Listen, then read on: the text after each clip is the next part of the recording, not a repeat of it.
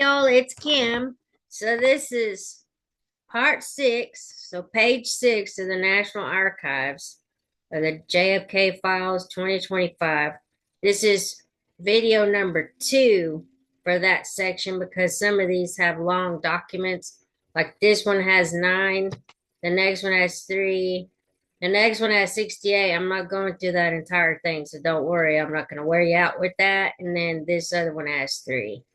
So I'm just going to start reading through this one. It says the United States Department of Justice, Federal Bureau of Investigation, Newark, New Jersey, August 19th, 1969. And then in reply, please refer to file number. And of course, you can't see the number.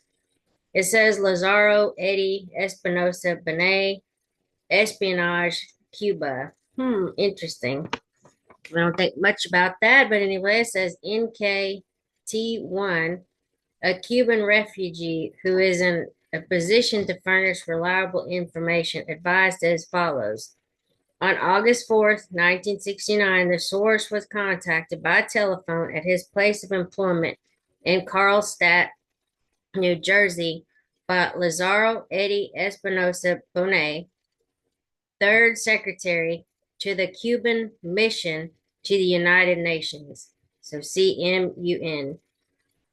Espinosa requested the source to meet him at 11 a.m. on August 5th, 1969, on the corner of Bronx Park East and Allerton Avenue, Bronx, New York. The source went to designated meet area on August 5th, 1969, arriving at approximately 10:50 a.m. and remaining until 11:25 a.m. No attempt to contact source was made during the interval. On August 11th, 1969, Source's wife received a telephone call at the Source's home in Union City, New Jersey, from an individual who did not identify himself. A message was left for Source, which instructed him to appear at the previously mentioned meet location at 11 a.m. August 12th of 1969. The source arrived at the meet site at the intersection of Bronx Park East and Allerton Avenue, Bronx, New York, at approximately 10:30 a.m., whereupon he was immediately contacted by Espinosa, who had been waiting in a parked car on Allerton Avenue. Espinosa and Source proceeded on foot a short distance toward the interior of Bronx Park and sat down on the grass in a shady area.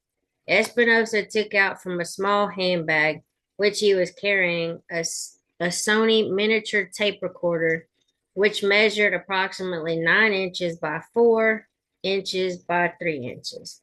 The tape recorder was placed between the two on the grass as they talked. The source observed approximately 20 small reels of tape in the bag carried by Espinosa.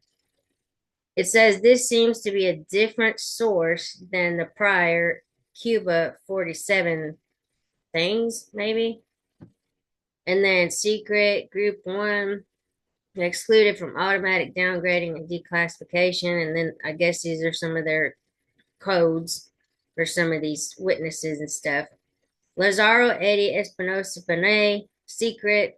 During the ensuing conversation, which lasted from 10:30 a.m. until 7:30 p.m., the source counted 3 or 4 reels of tape utilized by Espinosa, and each reel would record for about 1 hour or approximately 30 minutes on each side.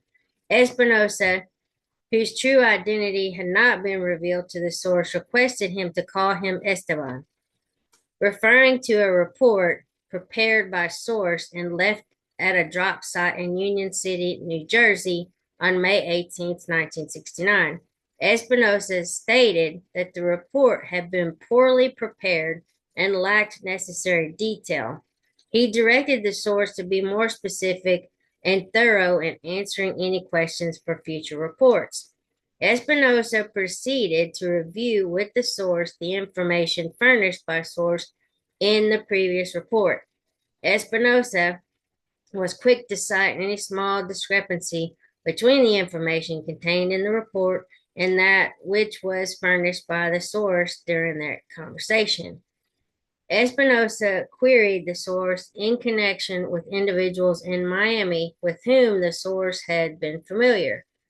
The questions concerning these individuals included their current addresses, general background and sympathies, activity in Central Intelligence Agency operations, etc.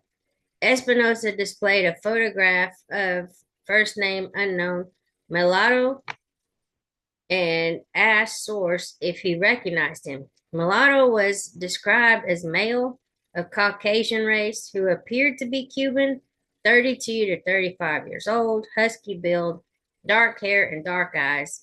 The source could not recognize the individual photographed. Espinosa made several inquiries about Frank, a non existent individual whom the source intentionally included in his prior report as a principal agent for CIA. The source advised Espinosa that he met Frank on only 2 or 3 occasions and knew nothing more specifically about him.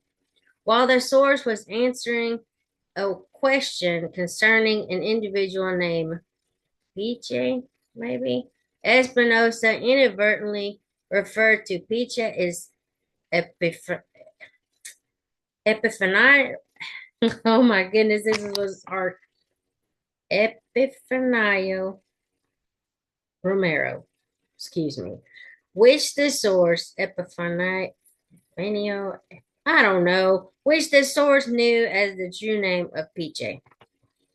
Romero is known by Espinosa to have been previously connected with CIA, and the source of Cuba 20 is all it says here. Epiph- Ep- Epifanio Romero, excuse me. That's probably how you say that. Okay, it says connected with CIA operations in Africa as well as the Miami area. He was especially interested in whether the source knew any dates of forthcoming infiltration runs into Cuba in which Romero might be involved. Espinosa mentioned Raul Villaverde and asked the source if Rafael Villaverde is the brother of Raul. He further questioned the source whether or not Raul is still a CIA instructor in the use of explosives. The fact that Raul was in any way connected with instruction in the use of explosives was never mentioned previously by source in his report and must have been obtained by Espinosa from other sources. The source happened to mention La Osa, a nickname for a past team member, excuse me, for infiltration runs into Cuba, referring to La Osa. Espinosa interrupted and stated, "Oh, Filiberto Leon Delgado." Source had forgotten the true name of La Osa and said that this identity must have been furnished to Espinosa through other sources. Also, asked of the source was whether Justo Luis Loretz, a colleague of source, was still operating for CIA. The source replied he did not know, inasmuch as he had been too long removed from Miami area to be accurate in his reply. Espinosa made inquiries on the following individuals with whom the source had been thought to associate in the Miami area. Specifically, he wanted to know any background information and whether or not the individuals were being directed by CIA. Otto, last name unknown, previously of operational interest to CIA in the Miami area. Javier Salto, previously a principal agent in the Miami area for CIA. Eddie Sapo, active in anti-Castro radio broadcasts to Cuba from the Miami area. Manuel Artemis, a leader in Bay of Pigs invasion and subsequently connected with anti-Castro organizations, including MRR. Um, this is Arturo, I can't see the last name, performed infiltration. Let's see if we can make it a little bigger. Yeah, Malone, maybe. Malone, I don't know. uh, performed infiltration operations into Cuba with Source. Espinosa specifically indicated that Source was to attempt to make contact with Malin to get any information of value when in the Miami area. Dr. Raphael Melenio, oh man, Salvacedo, uh, previously attached to anti-Castro movements and alleged to be of operational value to CIA. Andros Romero, known by Espinosa to have participated in CIA directed operations in Africa. Source was directed to specifically contact Romero for any information of value pertaining to CIA activity when in the Miami area. Caridad Gonzalez Machin, involved with exfiltration runs from Cuba. Heriberto Delgado, a cousin of Source, who lives in Venezuela, a brother of Adolfo Delgado. He was killed in 1947 during an assault on the Batista Palace in Cuba. He is thought by the Source to be a communist.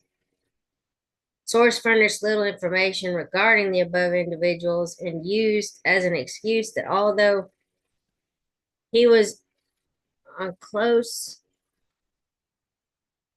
terrace with most of them, I guess that's what you're saying here, terrace, excuse me, close terms with most of them, he had little or no contact with them since leaving the Miami area.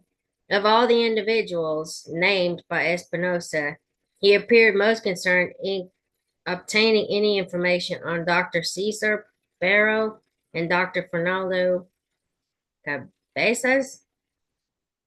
Both individuals have been associates of the Source in Havana, and Cabezas had worked with the Source in Havana. He advised Espinosa that although both are known to be anti-Castro, he did not feel either had any connection with CIA. It's a secret.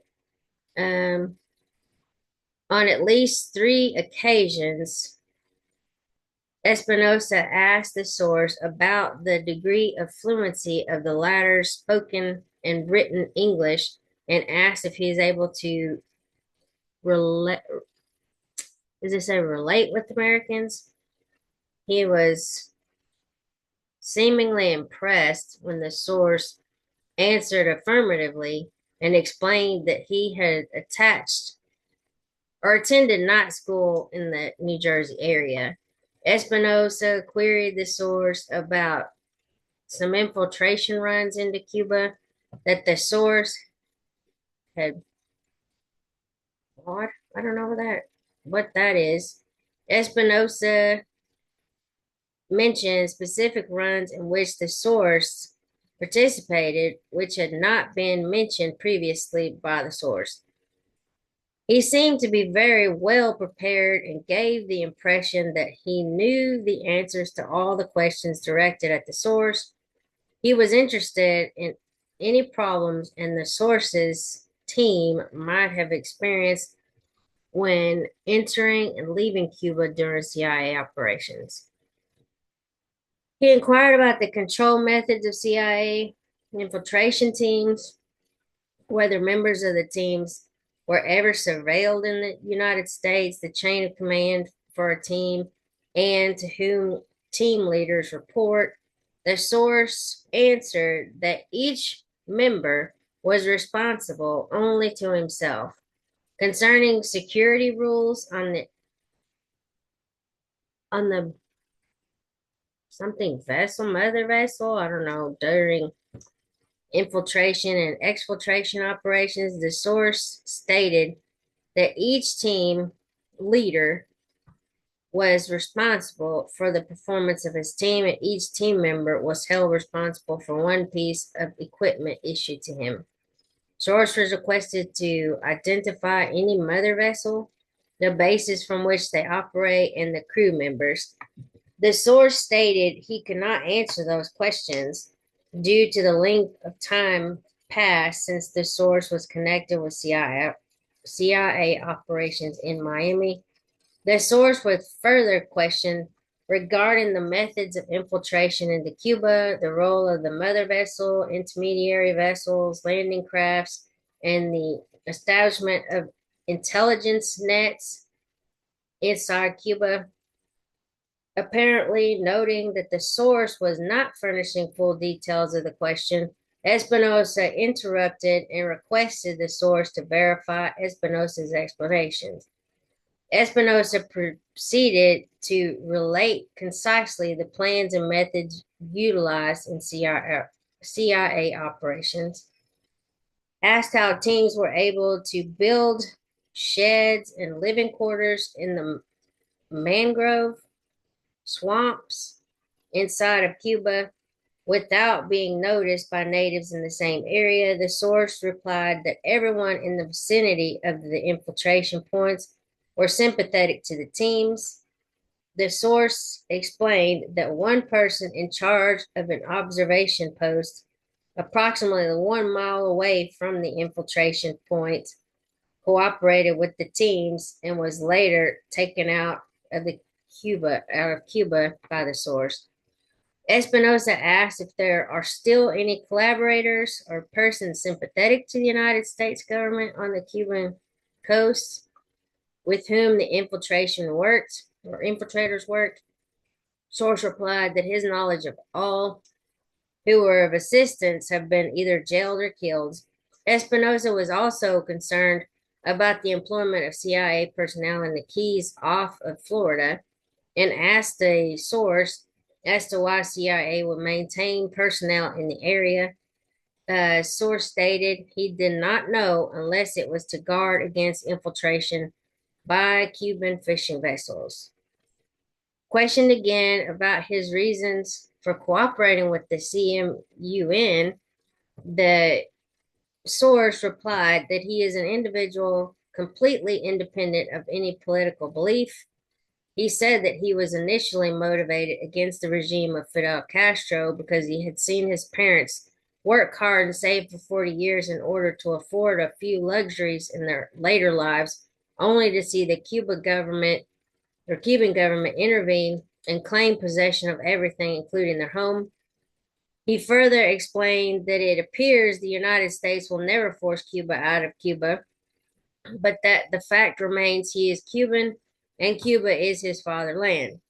He said he's willing to cooperate only to the extent that his parents will receive fair treatment from the Cuban government. Espinosa has information that the source was suspected at one time by Cubans in Miami of possibly being connected with the Cuban G2, maybe, which information caused a United States government investigation. Source replied that this was probably due to his number of successful runs into Cuba without incident, which prompted others to suspect he had to have connections with G2. On one run, the source was out of contact with CIA for 10 days, which added further to the possibility that he had either defected or was working with G2.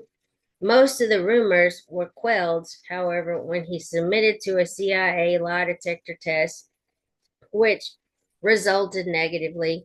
He credited his ability to avoid ambushes and misfortune to the experience he had in infiltration exercises as well as extensive CIA training.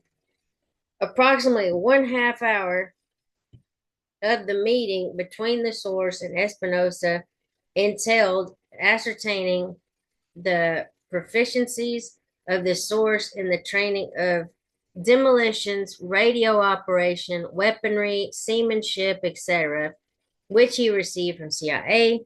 Nothing was mentioned concerning any intentions by CMUN to utilize the source in connection with any of his previously mentioned fields of training.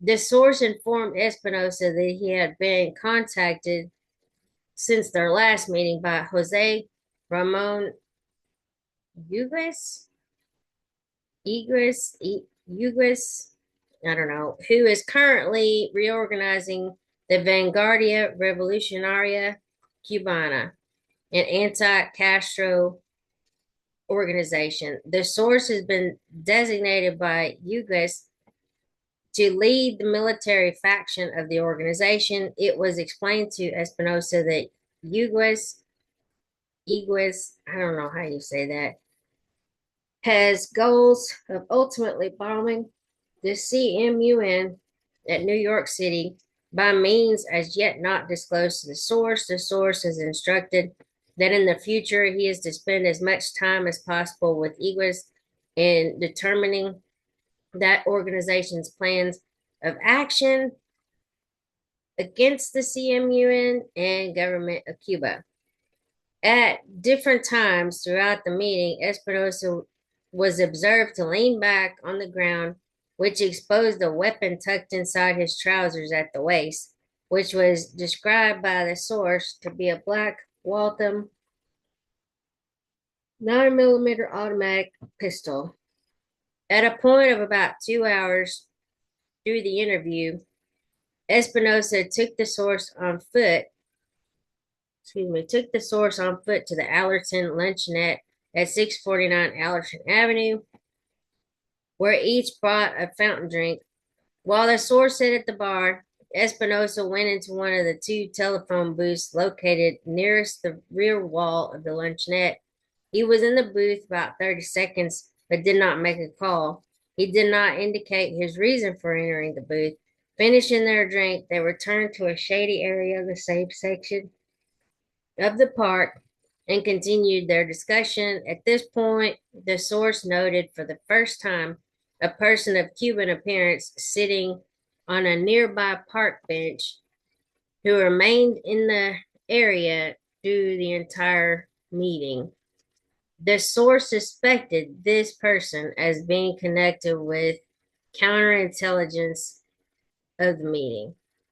Espinosa instructed the source to prepare in report form the answers to the second portion of the list of questions furnished to the latter on May 13th, 1969.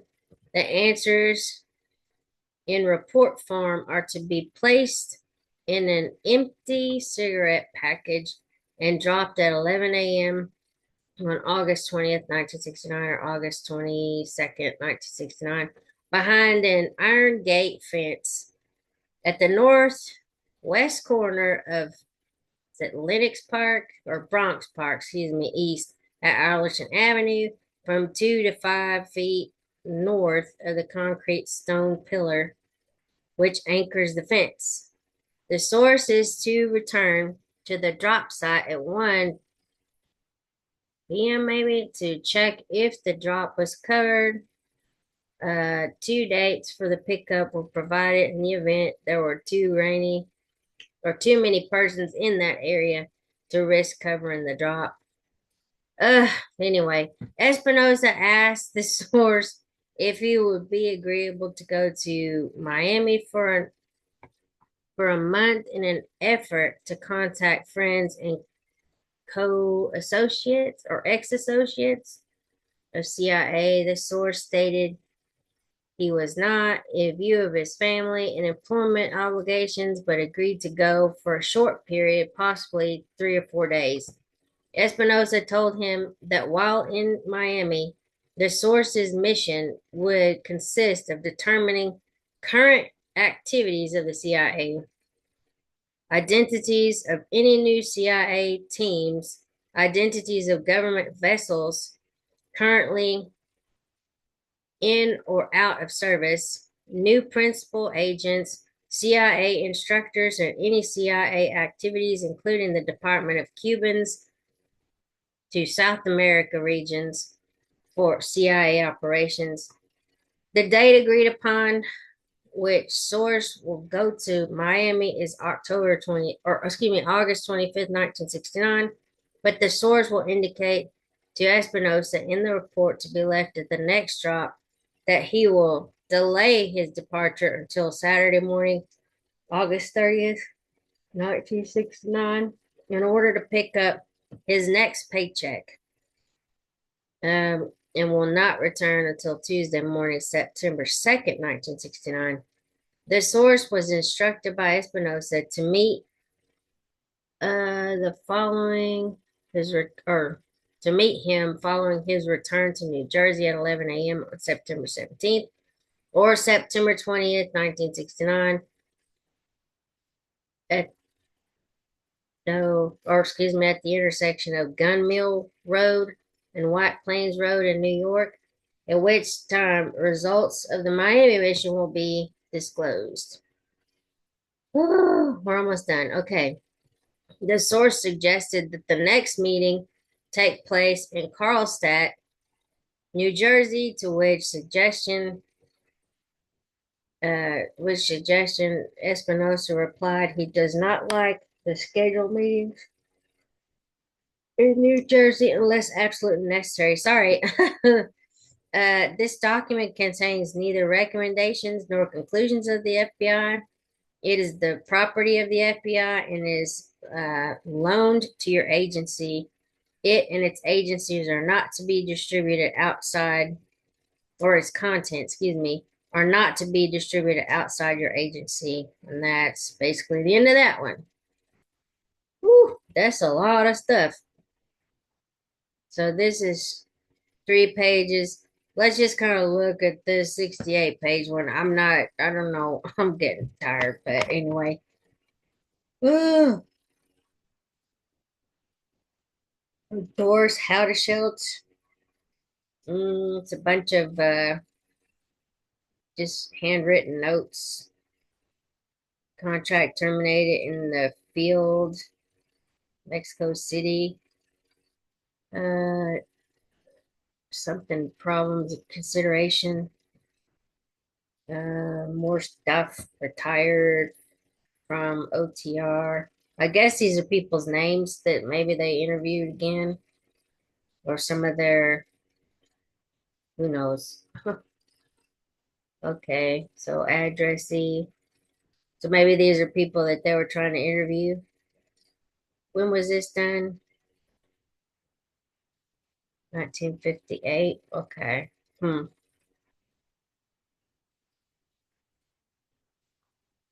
Living in Mexico City. Hmm. Yeah, some of these are just names with maybe phone numbers next to them, addresses, that kind of stuff. Ooh, that's a lot. Okay, Doris Watanabe. We saw that name and this guy's name too. Ko Ko Yo, I don't know. Yamada. Yamada. So I think this is more probably it could be a repeat of that one list we saw yesterday. This is 6/16 of 78. Need substance of God. Hello, Goday's report. Yeah, a lot of stuff in here. Okay, I'm gonna go over this one. That other one's like too long. It says Deputy Director of Operations. This is from May 6th of 1970, maybe 3 or 78. Who knows? It says media inquiry to Cuban exile journalist in Miami RE Cuban involvement in Watergate case and attitudes in Miami area. It says this information or this memorandum is for your information only. On 7th of May 1973, we were advised by station, I guess in the WH Miami, that the employees of a station, WH Miami, uh, proprietary had told the station that one Rene Vieira Gonzalez, a Cuban exile journalist who writes for Diario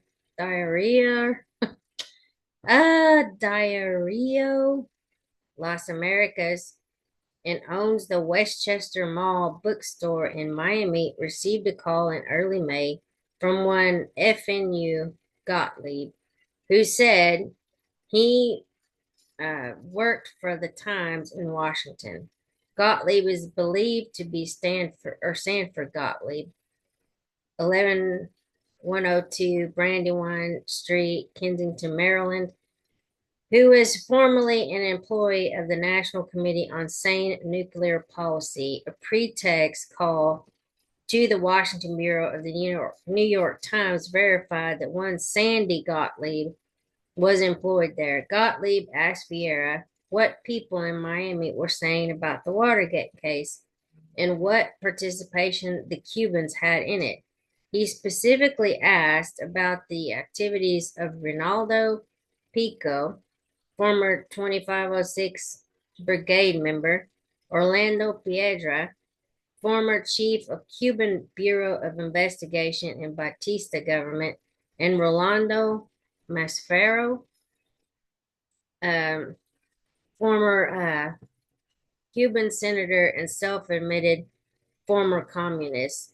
He also asked if ITT had an office in Miami, whether Joaquin Sangenis Perdomo, I think we saw these names too, former chief of a WH Miami proprietary who was amicably terminated in 1972, and Juan A. Paula, former WH Miami proprietary employee and former controller of Revolutionary Democratic Front, or FRD, and currently employed by an OGC proprietary.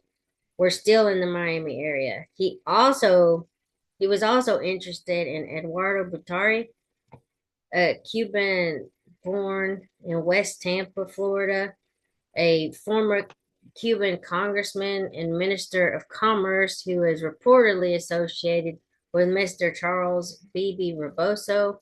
According to Gottlieb, Butari was appointed as political chief in the Republican Party. This says secrets. Gottlieb apparently has current information on the activities of the persons. He mentioned, for example, he knew that Juan A. Paula was involved in the jewelry business. Paula and Antonio Felix Genovo Corzo, a White House, I guess, Miami proprietary employee. I mean, I don't know what this WH means, but anyway, employee recently purchased a jewelry business, and he knew that Ronaldo Pico had resided in Venezuela and had recently returned to the United States. The phone conversation lasted about 45 minutes, and Gottlieb told Vieira that if he came to Miami, they would have lunch together. Vieira does not know Gottlieb, but talked to him because Gottlieb said he was recommended by Ernesto Betancourt, who has resided in the Washington area for more than 10 years. Betancourt was a former agency asset and is currently chief of economic planning and budget, OAS. The conversation was initially in English but continued in Spanish. Vieira said he provided no information to Gottlieb on the basis that he is a Cuban exile and did not want to get involved in internal U.S. affairs. We do not know why Gottlieb was interested in Joaquin Sangenis or Juan A. Paula. Attached are summary biographies of persons of interest to Gottlieb. It says on 7th of May, 1973, Marvin L. Evans, chief. It says MH Mutual was briefed on the substance of the report from WH Miami pertaining to Juan A. Paula, who works for the MH Mutual proprietary McCurcher and Avant, which utilizes Northwest Management Services Inc. as office space cover.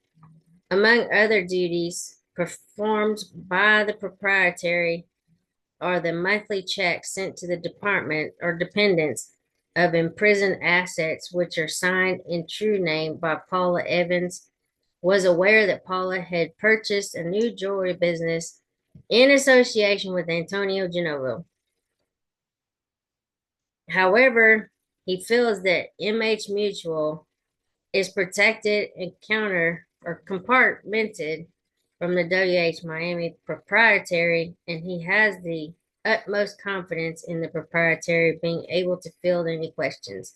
MH Mutual communication with the proprietary is by unlisted phone in a post office box.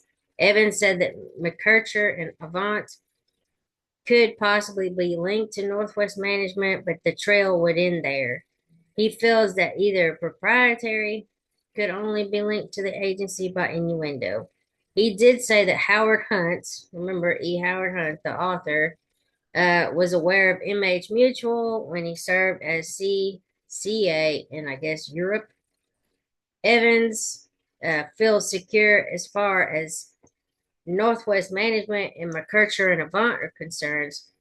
Evans mentioned that the bona fide law firm occupying the other portion of the MH Mutual offices are the attorneys for John Dean. These lawyers are cleared and witting. One of the lawyers told Evans that Dean will be the biggest canary singer of the year. The common receptionist area is manned by MH Mutual employees who also monitor all telephone calls, incoming and outgoing, for the other law firm. Uh, Evans mentioned that there have been numerous calls from the media and outgoing overseas calls to such places as Japan and Europe. Evans will be traveling to Nassau and returning via Miami on 10th of May 1973. He intends to talk with his proprietary people at that time on the other MH Mutual business and will also contact COS WH Miami. The COS has been alerted to expect a call from Evans on 10th of May 1973. This is James E. Flannery, Acting Chief, Western Hemisphere Division, Director of Security, and attachments A through F, biographic summaries. And again, this is that 68-page document. I think it's just basically like interview notes and stuff. I don't think there's much in there that's gonna help find anything. Whatever this is, somebody's name retired in Japan. Igamoto. Yeah, it's a lot of stuff in here. Not under force. I don't know. Oh, not undercover. Okay, so these are just more names of people. Okay, we're gonna keep going. Last one for today. Okay, so this is 18th of December, 1975. Chairman, Information Review Committee, Mr. H.G. Bean, Assistant for Information, FOIA Appeal, John W. Donovan. Original request dated 28th of March, 1975. IPS reply dated October 7th, 19. We see how efficient our government is. Okay. Appeal letter dated 13th of August, 1975. Summary of recommendation. Pass requester for agency documents in sanitized form, excise portions exempted as appropriate under Title 5 USC B1, B3, and B6. Refer one Department of Army name check from DA 340 to Army for their action. Background and CIA response of September 7th of October 1975. Two DDO originated documents were passed as subject in sanitized form, and two DDO documents were denied to subject in toto.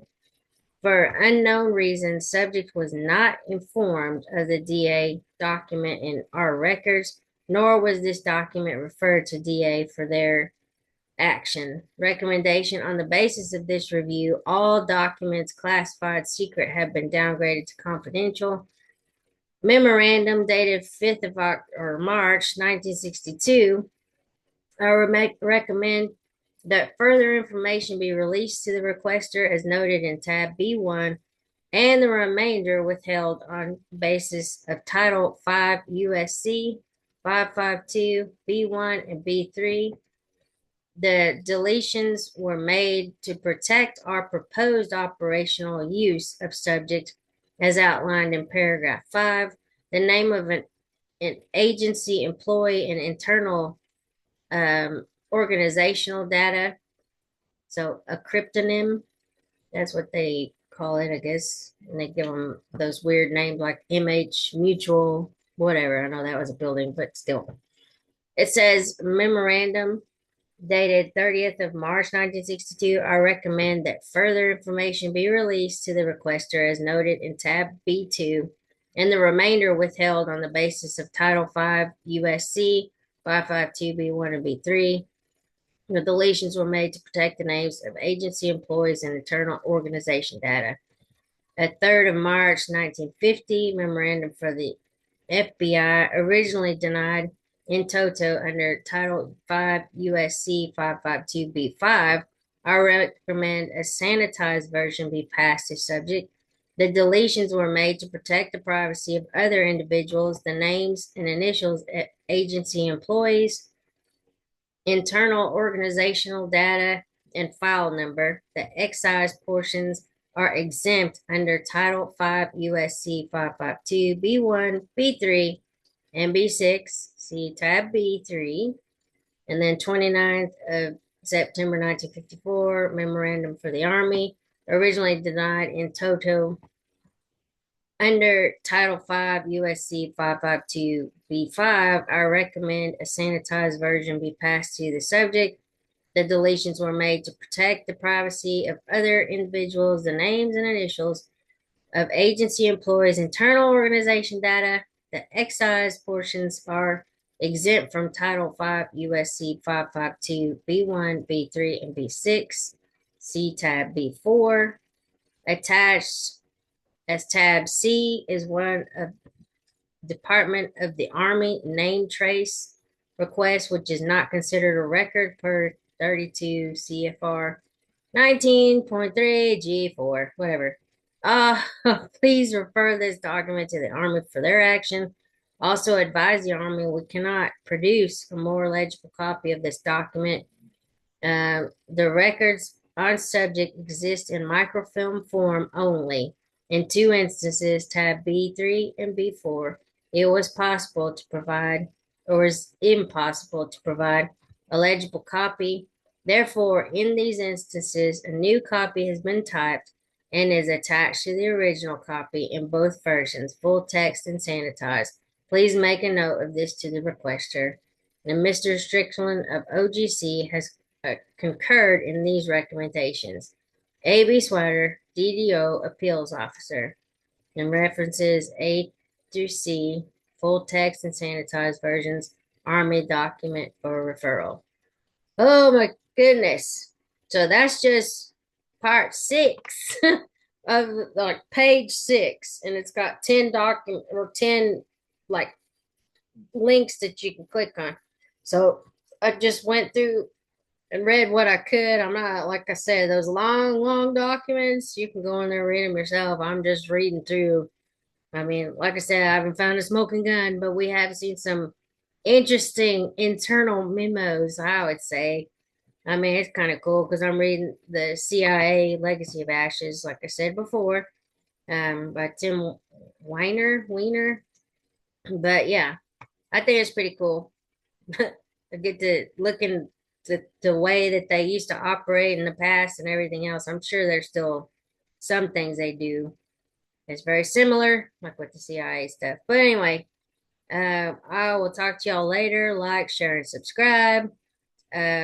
Hopefully you're getting value out of these videos. I mean, I'm just, like I said, going through it. I'm just like one little person on the internet, but I kind of find this stuff fascinating. So anyway, JFK Files Part 2. I mean, it was Part 6, but that was video number 2. Anyway, getting confused, getting tired too. I'll talk to y'all later. Have a great day. Bye.